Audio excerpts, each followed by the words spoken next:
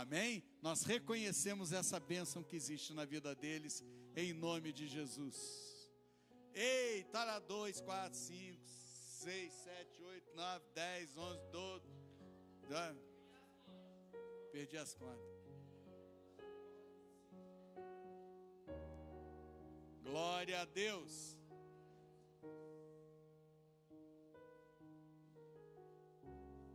Vamos aproveitar que a gente estava contando e vamos fazer um corinho. 1 mais 1.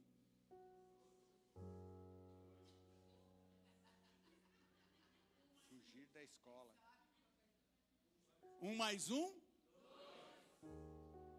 2 mais 2. 3 mais 3. 4 mais 4? Não, 5 mais 5 complica, porque tem vai 1 e tal. Vamos voltar lá atrás, fica mais fácil. 1 mais 1. B mais A. C mais A. D mais A. LH, não, fica complicado. Vamos voltar lá. B mais A. Vocês não entenderam o que eu falei aqui. Mas infelizmente é assim que o mundo está. Tem professor aqui que sabe o que eu estou falando. Não pode complicar na escola, senão não passa de ano. E tem que passar de ano, porque senão o governador dá bronca. O sistema obriga a passar de ano. E se alguém não gostar aí, vem aqui falar comigo, porque eu provo que obriga. Porque obriga mesmo, a gente é obrigado. Eu sou professor e a gente é obrigado a passar. Tem fluxo. Sabe o que é fluxo? A escola só permite reprovar um númerozinho de aluno. O resto você tem que passar. Aí ele vai do primeiro para o segundo ano sem saber nada. Como é criança, a criança gosta de brincar. Ele vai brincar no segundo ano. E não vai aprender nada e vai atrapalhar o coleguinha que poderia aprender. Aí ele vai ser empurrado para o terceiro. E aí ele não vai aprender nada e vai empurrar para o quarto. E aí, quem trabalha com ensino médio sabe que nós temos tranquilamente, viu? Tranquilamente, nós temos 70, 60, 70, 80% de analfabeto funcional. Você manda escrever um texto de 30 linhas, não sabe nem onde põe maiúscula, minúscula, não sabe onde põe vírgula, não sabe se faz parágrafo, se não faz parágrafo, começa numa linha, vem, ainda numera do lado para saber. Ele mandou escrever 30 linhas. 1, 2, 3, 4, 5, 6, 7. Aí a gente sabe que até 30 sabe escrever. Vai até 30 e aí escreve. E a gente tem que facilitar tudo. É triste, não é? Porque senão aquele aluno não aprender, ele sai da escola. E se ele sair da escola, é ruim para o Estado.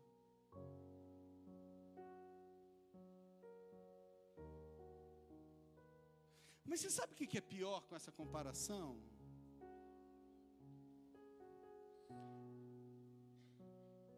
Infelizmente tem um monte de igreja pregando o que o povo quer ouvir para ficar na igreja.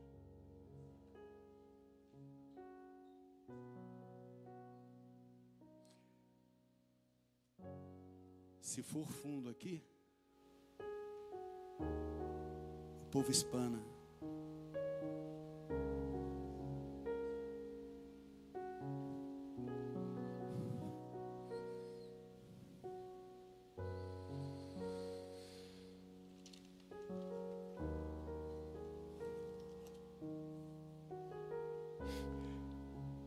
Pastor já começou a pregar minha palavra, mas paciência. Vamos em Mateus 19. Ele já deu a introdução. Então vamos lá em Mateus 19.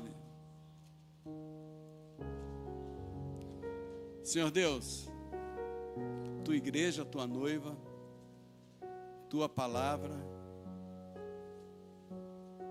E Pai, eu sou só porta-voz daquilo que o Senhor falou no meu coração. Só isso. Eu clamei ao Senhor que não tivesse carne aqui.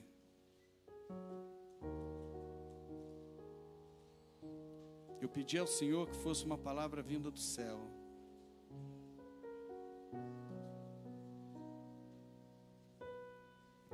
E eu creio que foi, porque falou comigo primeiro.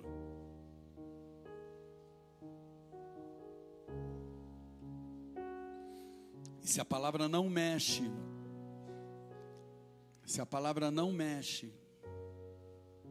primeiro com o pregador,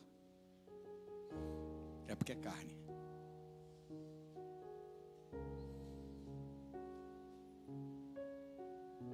Mas primeiro ela tocou aqui. Aleluia. Mateus 19, verso 16. Nós vamos ver do 16 ao 22. Que historinha que está aí? Obrigado, pastor Elídio.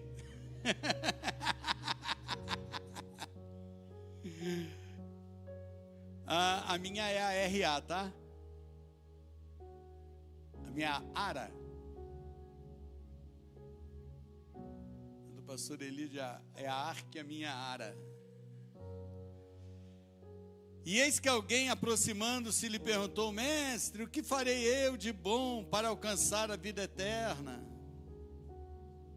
Respondeu-lhe Jesus: por que perguntas acerca do que é bom? Bom só existe um. Se queres, porém, entrar na vida, guarda os mandamentos.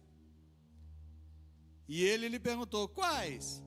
Respondeu Jesus: não matarás, não adulterarás, não furtarás, não dirás falso testemunho, honras a teu pai e a tua mãe, e amarás a teu próximo como a ti mesmo.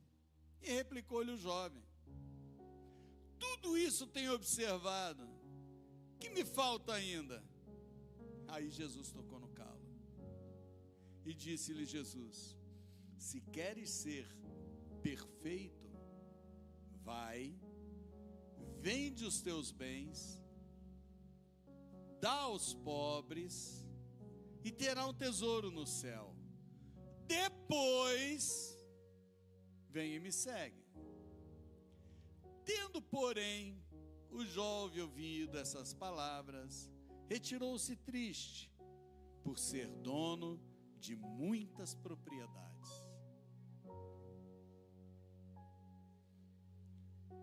Ele ouviu a palavra da verdade, vinda de Jesus. Ele foi lá, ele cria em Jesus. E ele foi lá falar com Jesus. Muitos creem em Jesus e vêm buscar Jesus. Aí ouve a verdade.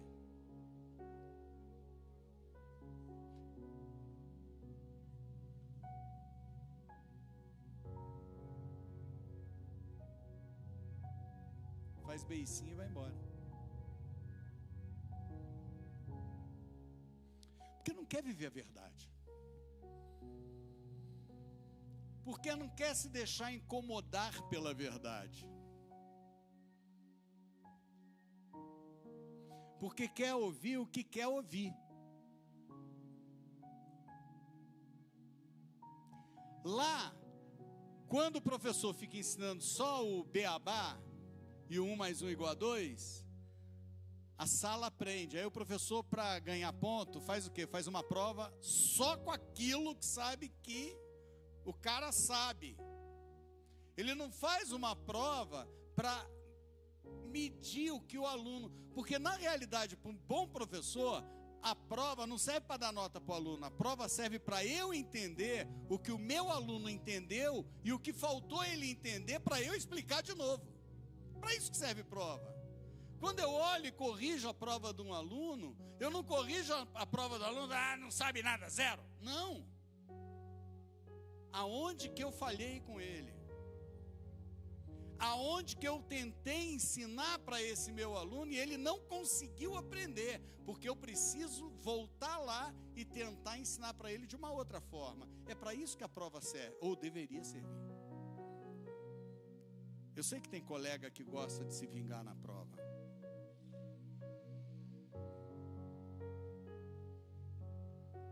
Mas não é para isso. Mas aí ele faz aquela provinha. Uma vez eu peguei uma prova de matemática para devolver para uma turminha de Fundamental 2. Tinham 3 continhas demais. Que faria lá no segundo, terceiro ano.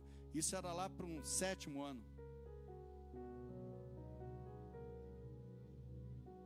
Porque aí esse é o bom professor, ele só dá 10. Olha lá, olha minhas provas.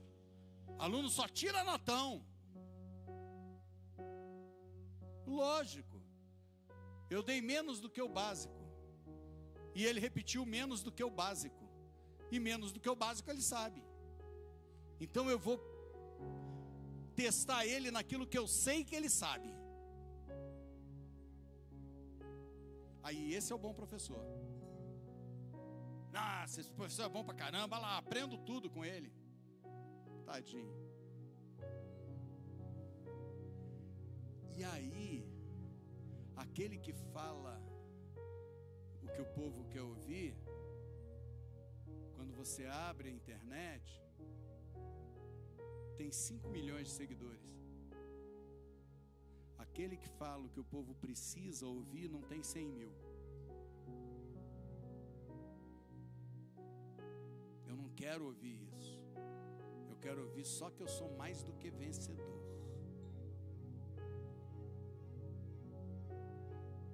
Eu quero ouvir a hipergraça. Agora está na moda. A última moda gospel, a hipergraça. Você já está salvo. Você pode fazer o que você quiser, porque Deus te ama tanto que Ele vai te perdoar na hora da sua morte. Aí lota. Aí todo mundo vem. Aí é lindo. Olha que igreja lotada. Tenho 10 mil membros na minha igreja. Tem que fazer 3 giral lá em cima, assim, para caber todo mundo.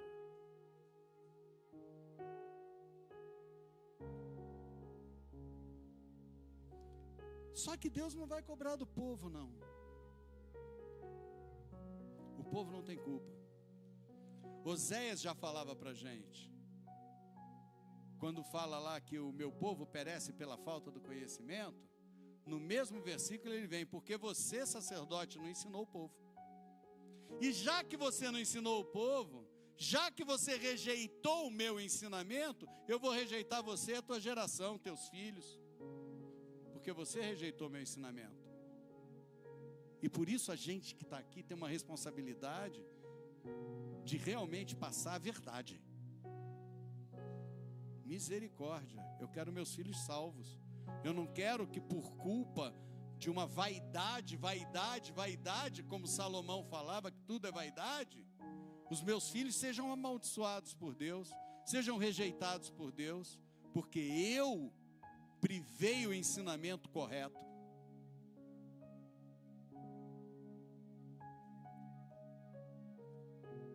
Para mim o que vale é a Escritura. Sola Escritura. Somente glória a Deus. Tem um ladinho de reformado no coração. Mas olha só um outro. Vamos em João 3. Vamos em João 3.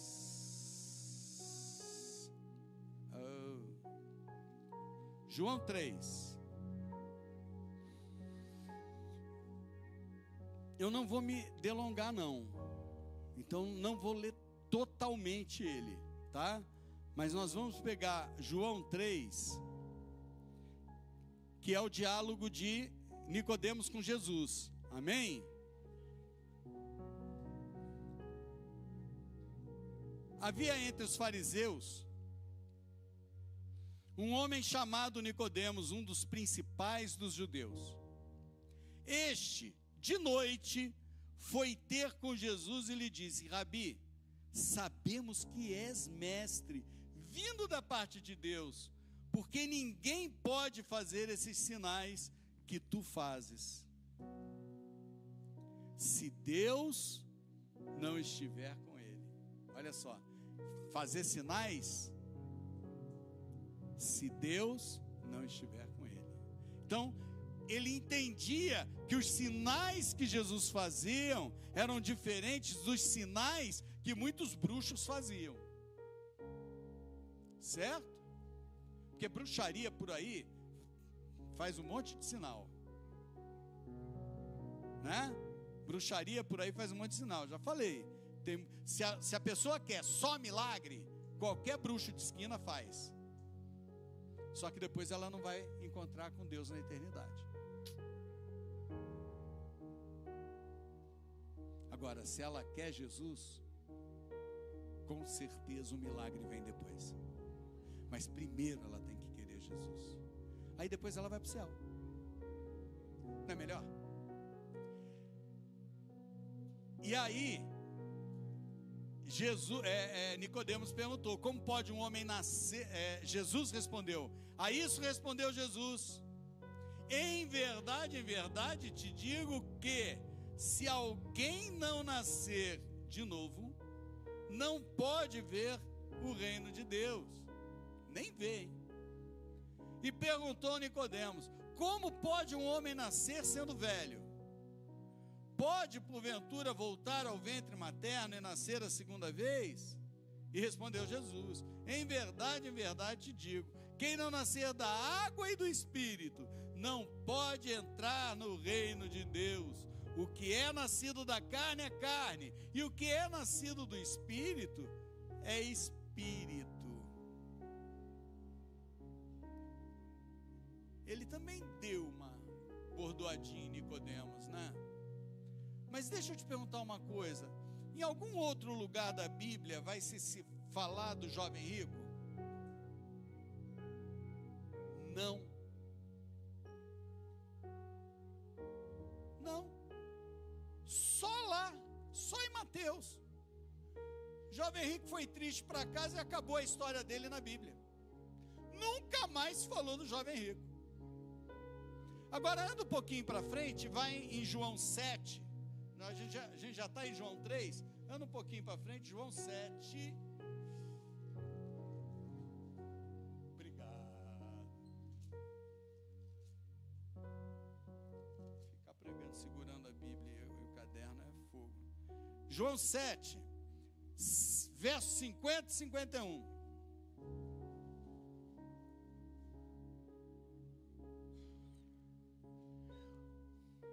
Mandaram prender Jesus. Os guardas saíram e voltaram sem Jesus.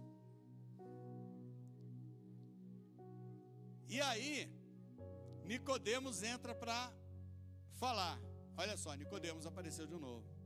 Nicodemos, um deles, que antes fora ter com Jesus, perguntou-lhes: acaso a nossa lei julga um homem sem primeiro ouvi-lo e saber o que ele fez? Nicodemos primeiro foi falar com Jesus como? Escondidinho na noite, na calada da noite, né? Escondidinho ele foi lá falar com Jesus, né? E aí ele ouviu, e aí o coração dele remexeu por dentro. Ele deixou o coração dele remexer por dentro. E aqui, agora, diante dos sábios, ele defende publicamente Jesus. Por acaso pode prender um homem sem julgá-lo primeiro? Ele defendeu Jesus publicamente. Como que um homem que precisa se esconder para ir ter com Jesus, agora defende Jesus publicamente, se o que Jesus falou com ele não mexeu no seu coração? Agora, sabe por que mexeu no coração de Nicodemos? Porque ele deixou. O grande problema é que muita gente cria uma muralha em volta do coração e não deixa a palavra ferir.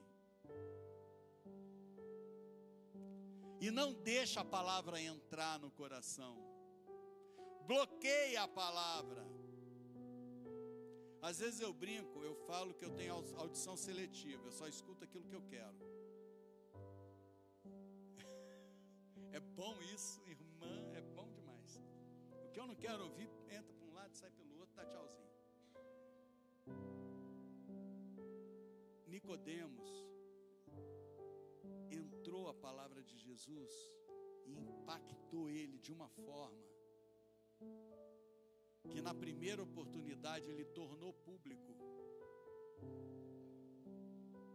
que ele conhecia Jesus. E quer mais uma de Nicodemos? Vai lá no 19. Continue, João, 19.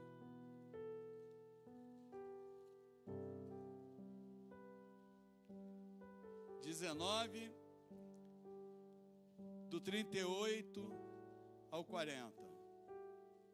Olha só. Aqui está falando sobre o sepultamento de Jesus.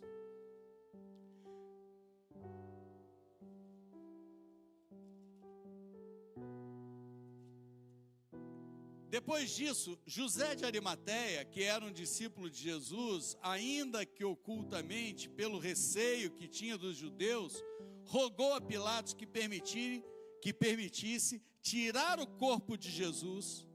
Pilatos lhe permitiu, então foi José de Arimateia e retirou o corpo de Jesus da onde? Da cruz. Agora olha embaixo. E também Nicodemos, aquele que anteriormente viera a ter com Jesus à noite, foi levado cerca de 100 libras de um composto de mirra e aloés. Tomaram, pois, o corpo de Jesus e o envolveram em lençóis com os aromas, como é de uso entre os judeus na preparação para o...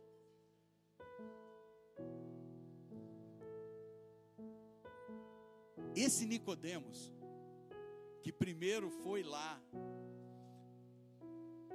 escondidinho de todo mundo, e se deixou ser impactado pelo que Jesus falou, e que depois foi lá e defendeu, falou: opa, esse homem ele tem que ter um julgamento, não pode ser preso à revelia. Não pode mandar ir lá atrás esse homem para cá e acabou. Ele não pode ser preso à revelia. Traz ele aqui que tem que ter um julgamento para ele. Nós julgamos, está na nossa lei. E agora, ele não só defende, mas ele vai cuidar daquele que ele reconheceu. E ele leva óleos aromáticos para poder perfumar o corpo que vai ser sepultado.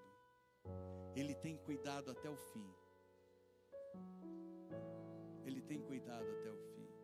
Tem alguns estudos que dizem que Nicodemos ajudava financeiramente a missão de Jesus, que ele mandava provimento e que ele era um defensor dos cristãos. Mas aí são estudos, não é o que a Bíblia relata.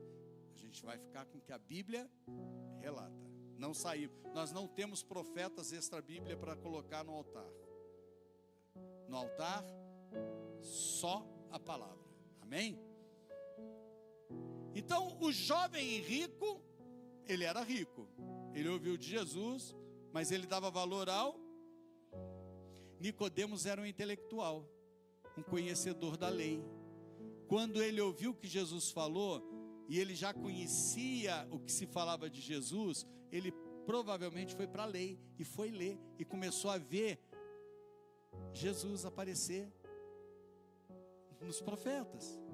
Isaías é o profeta messiânico. Isaías fala sobre Jesus, sobre a vinda do Messias, e ele consegue em tudo aquilo reconhecer o Messias em Jesus. Vamos para outro agora? Lucas 19. Vamos voltar. Lucas 19. Lucas 19.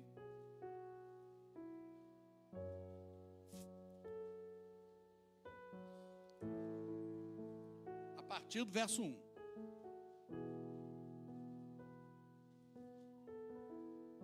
Vai falar de quem? Também rico, e põe rico nisso. Zaqueu era um cobrador de impostos. E esses cobradores de impostos tinham uma taxa X que eles tinham que mandar para Roma. Mas eles podiam cobrar o que eles quisessem a mais. Mateus era cobrador de impostos. Por isso, quando ele converteu, muitos dos discípulos torceram o nariz para ele. Como traz um ladrão para cá? Porque era assim que eles eram vistos, como ladrões. Caras que iam lá cobrar os impostos de Roma na casa dos judeus e extorquiam mais para eles. E aí, olha só, eis que um homem chamado Zaqueu, maioral entre os publicanos e rico, procurava ver quem era Jesus, mas não podia, por causa da multidão e por ser ele de pequena estatura. Então, correndo adiante, subiu em um sicômoro, numa árvore, a fim de vê-lo, porque por ali havia de passar. Quando Jesus chegou àquele lugar, olhando para cima, disse: Zaqueu, desce depressa, pois me convém ficar hoje em tua casa. Ele desceu a toda pressa e o recebeu com alegria. Todos os que viram isso murmuravam, dizendo que ele se hospedara com um homem pecador.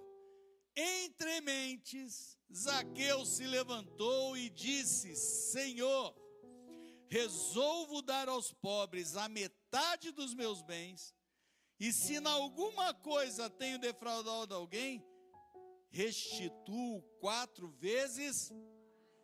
Qual é a diferença de postura dele para o jovem rico? Total. Ele era rico também, e ele não se apegou à riqueza dele. Por quê? Porque ele permitiu ser tocado por Jesus. E olha que Jesus não deu uma lição de teologia sistemática quanto deu para o jovem rico. Jesus só falou: desce que eu vou para a tua casa. Eis que estou à porta e bato, e se abrir,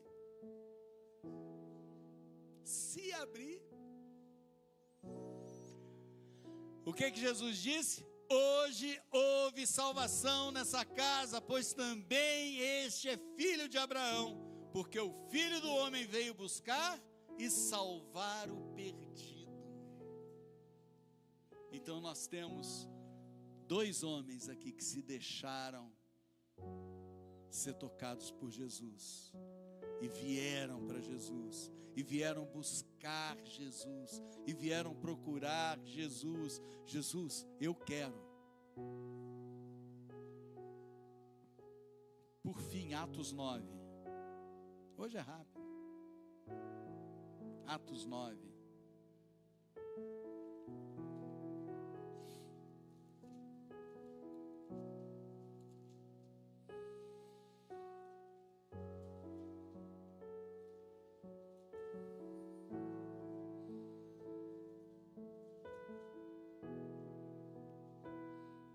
Amém? Está falando de quem? Assassino de cristão. Falamos do rico, falamos do intelectual. Um outro rico ladrão. O primeiro jovem rico você não pode dizer que era ladrão, porque não diz na Bíblia. Mas o segundo diz, né? Zaqueu tinha defraudado, ele mesmo admite: eu defraudei pessoas, eu vou devolver 8 vezes mais. E agora a gente tem um assassino. Um dos homens que mais conhecia as Escrituras. Ele aprendeu aos pés de Gamaliel. Gamaliel era o grande mestre daquela época. O maior mestre daquela época, que estava no templo de Jerusalém. E Paulo, aprende aos pés de Gamaliel. Então ele era fiel ao que ele aprendeu. E foi isso que Deus viu no coração de Paulo. Ele falou: peraí, esse cara aprendeu a lei, mas tudo bem, era o que ele tinha, e ele defende a lei com a vida.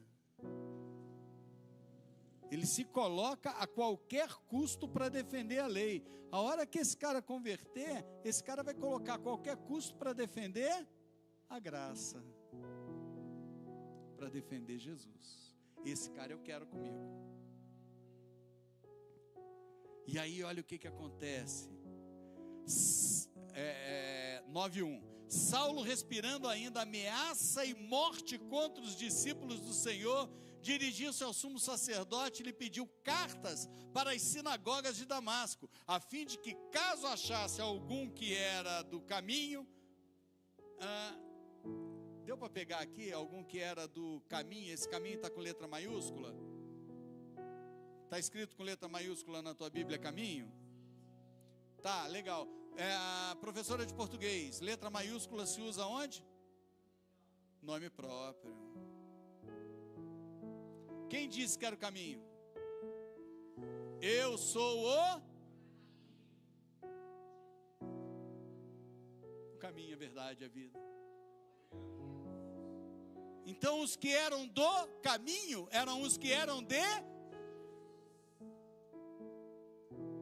Assim homens como mulheres, e os levasse presos para Jerusalém. Seguindo ele estrada fora, ao aproximar-se de Damasco, subitamente uma luz do céu brilhou ao seu redor, e caindo por terra ouviu uma voz que lhe dizia: Saulo, Saulo, por que me persegue? Eu tenho certeza que Jesus não falou aí com braveza: Saulo, Saulo, por que você está... Eu tenho certeza que Jesus falou doce com ele: Saulo, Saulo, por que você me persegue?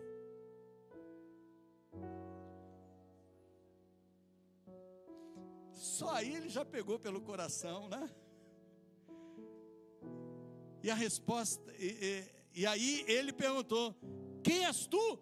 Peraí, olha como é que ele pergunta: quem és tu?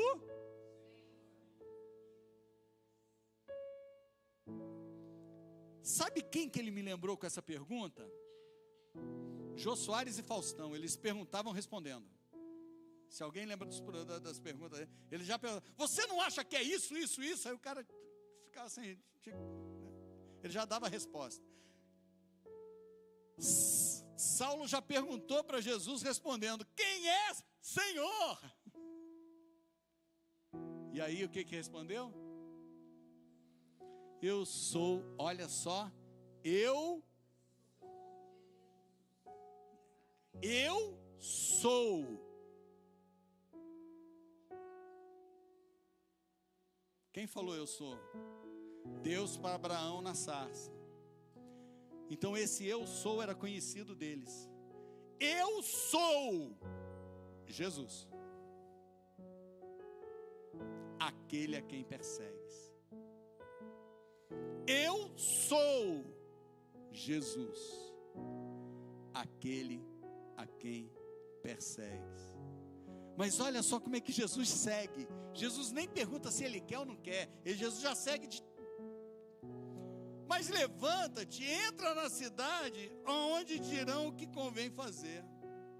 Sabe lá, se Saulo ia falar assim: eu estou te perseguindo mesmo. Não, ele entendeu, porque ele lê coração. Ele lê o meu coração, ele lê o teu coração, ele sabe o que está passando no teu coração. Ele conhece as nossas palavras antes que elas saiam da boca. Então Jesus já sabia que Saulo estava tocado. E aí ele falou: olha, vai lá, que depois vão lá ter contigo. E aí Saulo vai ter um sonho, que vai chegar alguém para orar com ele e vai retornar a visão. E aí Jesus manda Ananias ir lá e fala: mas logo esse Paulo? Falou: e quem Paulo se tornou? Meu irmão, eu sou capaz de dizer que se não fosse por Paulo a gente não estava aqui. Porque Paulo que foi pregar para gentil, porque Pedro ficou pregando para judeu, todos os outros ficaram pregando para judeu. Quem saiu liderando missão para gentil foi Paulo. Aí ele levou Lucas, aí ele levou João Marcos, aí ele levou Bartolomeu. Mas quem saiu para pregar foi Paulo. Quem foi dirigido a ir ter com os gentios foi Paulo. Por quê? Primeiro, ele era cidadão romano. Segundo, ele era um intelectual que ia conseguir conversar com os gregos. E era um mundo conhecido, gregos e romanos.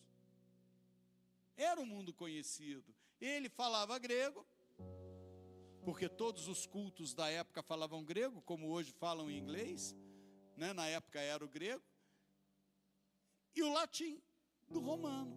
Então ele ia conseguir. Gente, só o jovem rico ficou de fora. Por quê? Porque foi o único que não se permitiu ser tocado por Jesus. Foi o único. E repara que foi com quem Jesus mais falou. Vocês repararam? Com quem que Jesus falou mais? Com o jovem rico. E foi o único que virou as costas e foi embora triste, porque ele mandou eu me desfazer das minhas coisas.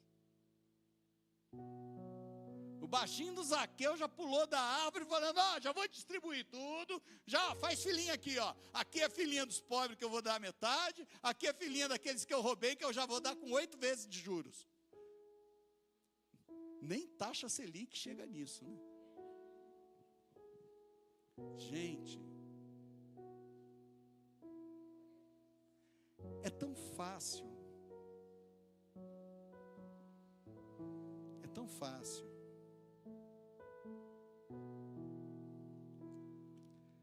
Zaqueu a Bíblia não fala mais depois.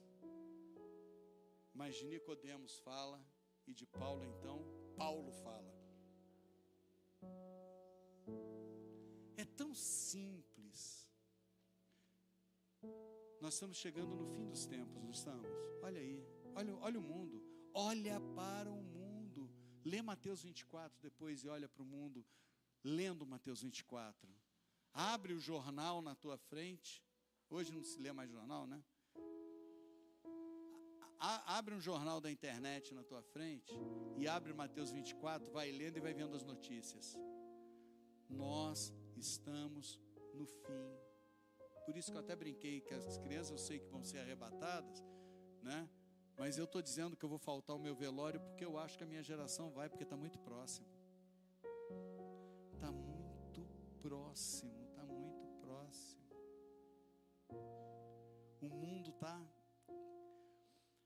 A palavra diz que o mundo estaria como nos tempos de Noé.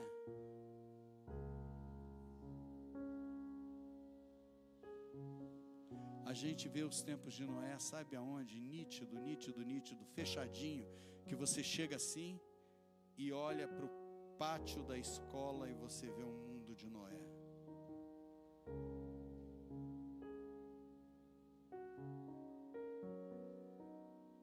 Aonde precisa muita criança ser tocada pela palavra de Deus.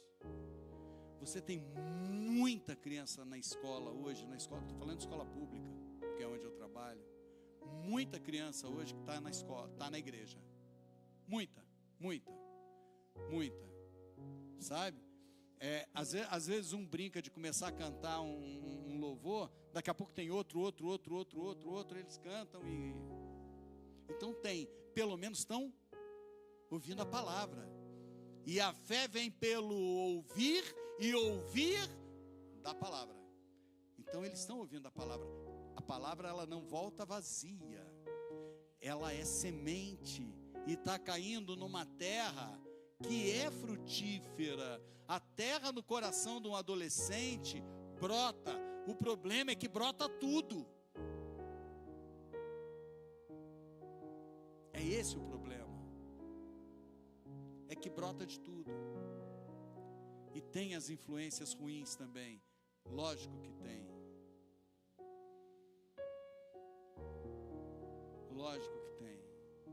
E essa questão de em si plantando tudo dá, foi uma palavra profética, que ele, sem saber que era profética, foi profética, de Pero Vaz de Caminha, na carta a Dom Manuel, quando ele chega no Brasil, e ele escreve a carta, chegamos no Brasil, que ele escreve para o rei de Portugal, ele falou assim: estamos numa terra em que se plantando tudo dá, porque ele chega de frente para Mata Atlântica, cara, uma mata maravilhosa, com uma diversidade imensa de plantas, de animais voando, de tudo, de animais rastejando, de tudo quanto é tipo de animal. Ele olha para aquilo e ele escreve: em se plantando tudo dá. Infelizmente, se plantou muita coisa ruim no Brasil também,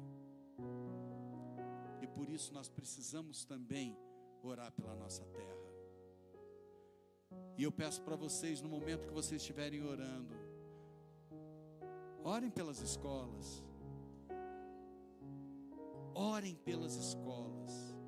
Nós precisamos, nós choramos por oração para as escolas, por oração para aqueles jovens, aqueles adolescentes, aquelas crianças que estão lá dentro, que muitas vezes estão se virando por modinha, sem saber o que está acontecendo, por modismo, por ser engraçadinho, por ser diferente, por se sentir rejeitado de repente por pai, por mãe.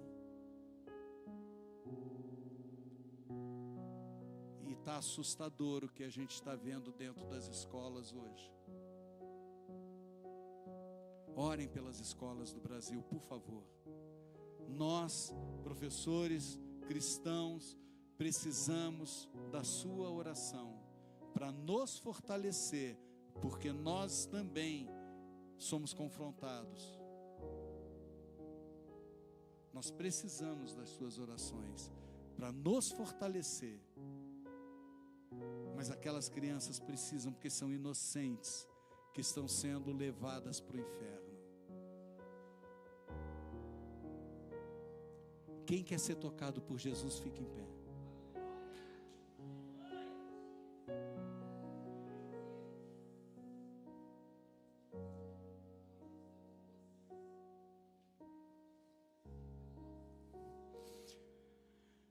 Jesus é onipresente, amém? Então, você acredita que Ele está presente nesse lugar agora? Ele está querendo te tocar, fala com Ele. É você com Ele. É você com Ele. Senhor Jesus, aqui está a sua noiva. Aqui está a sua igreja, está a sua noiva. Senhor, aquele que abrir a porta do coração agora, eu peço ao Senhor, em fidelidade à sua palavra. A sua palavra diz que o Senhor está às portas e bate. E quem abrir, o Senhor entra para ceiar. A gente sabe que ceiar é ensinar, é cuidar, é alimentar, é tratar. Senhor Jesus, tem corações abrindo. Senhor Jesus, pode ser até que haja coração que ainda estava inseguro se ia abrir ou não. Coração que ainda podia ter alguma sombra de dúvida. E quando a gente fala de dúvida sobre o Senhor, só pode ser sombra. Sombra do inimigo que nós repudiamos e mandamos embora agora, porque aqui não é lugar dele. Toca, Senhor, nessas vidas. Tira a dúvida. Espírito Santo, traz ousadia de falar assim: eu quero. Eu abro o coração.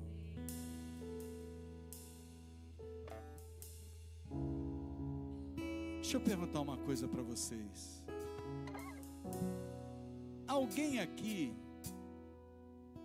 nunca tinha entregado a vida para Jesus antes? Alguém aqui nunca orou, nunca fez uma oração de entrega, falando: Jesus, eu reconheço o Senhor como meu Senhor e Salvador? Glória a Deus. Eu estou diante então de uma igreja de convertidos, de uma igreja que não se intimidou como o jovem rico, mas que pulou da árvore conforme Zaqueu, dando pirueta e falando: Senhor, tudo que é meu é teu. Então aproveita que você já abriu a porta e que ele já está aí dentro, e fala isso para ele: Senhor, tudo que é meu é seu. Eu quero ver se você vai ter a ousadia de fazer o que o pastor Elídio hoje nos desafiou a fazer na oração. Senhor Jesus, eu abro mão de todas as minhas vontades, eu abro mão de todos os meus desejos, eu abro mão de todos os meus planos, se for para o Senhor cumprir os seus em mim. Eu falo isso todo dia para ele. Eu falo: Jesus, olha, se for para o Senhor cumprir os seus desejos no meu coração, eu dou tchau para o livre-arbítrio. Eu não quero mais essa coisa não, porque o livre-arbítrio, o meu coração pode levar enganoso para outro canto, mas o seu projeto para a minha vida, ele fica. Eu abro mão, eu abro mão, eu abro mão, e eu recebo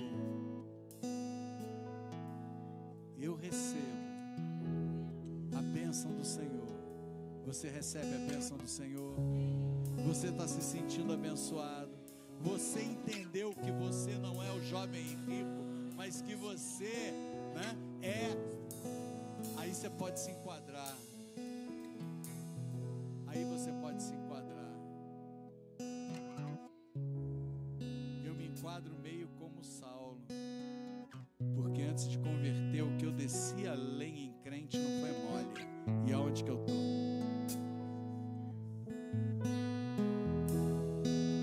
A escama caiu do olho, eu falei: meu Deus.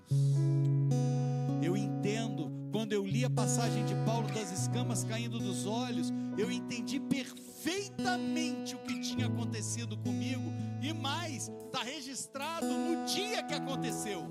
Eu registrei em papel, está num caderno registrado lá em casa. Um dia antes eu tinha escrito uma coisa, no dia seguinte eu falei: não é nada daquilo. Senhor, abençoa a sua igreja. Senhor, abençoa a sua noiva.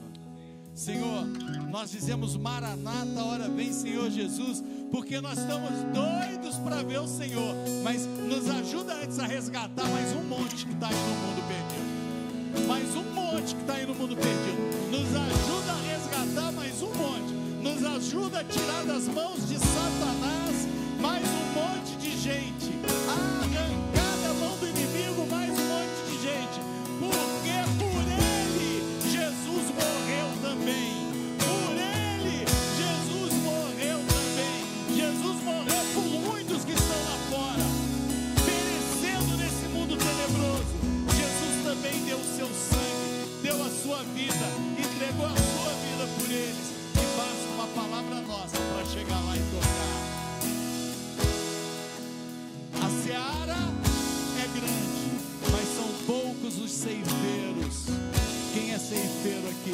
Levanta a mão e fala para Jesus assim: eis-me aqui, usa-me a mim, em nome de Jesus.